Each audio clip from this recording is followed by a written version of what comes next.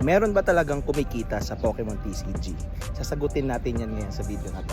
Ngayon 2025, sobrang dami nang nahihilig sa Pokemon TCG, and lalong-lalo na dito sa Pilipinas nung nagkaroon ng stocks and packs 7-Eleven, sa Miniso. Hindi ko din i-discourage yung mga tao na gustong kumita ng pera dito sa Pokemon TCG, pero ito lang ang masasabi ko, no? Ang Pokemon TCG, isa sa pinakamahal or very expensive na hobby kung papasukin mo ito. Hindi sure lahat ng packs na bibilin mo merong hit o yung gusto nating mga mamahaling cards.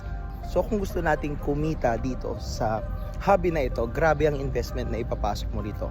Tulad dito sa channel ko, di ba? Kung makikita nyo naman, kung pinanood nyo yung last video ko, 7 packs yung inopen ko, and roughly nasa 2,000 plus na yung nagastos ko, 2,000 pesos, and yung hits ko pag tinignan nyo ay nasa 400 pesos lang.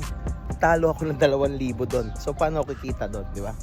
So maraming ways para kumita sa Pokemon TCG na pwede ko siyang i-discuss sa inyo, pero in this video gusto ko lang ma-realize ninyo na kailangan mahal mo talaga muna yung ginagawa mo.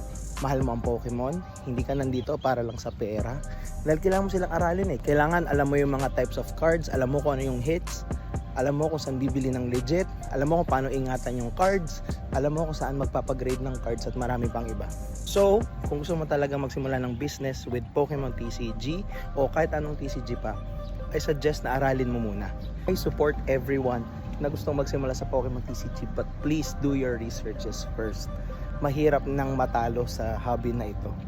Ayoko rin bigyan kayo ng mataas na expectation na kada bili ninyo ay meron kayong makakuhang pull, dahil hindi yun totoo.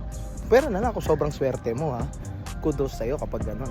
So ayun, kung bibili ka ng packs, happy pulling. Sana makuha mo na yung chase card mo. Ganon din ako, no? May mga hinahabol akong cards ngayon dahil ang target ko ay makuha lahat ng mga full art na trainer cards, supporter cards, at malagay sila sa iisang binder. So I hope na matapos ko yon, at sobrang expensive ng trip kong to.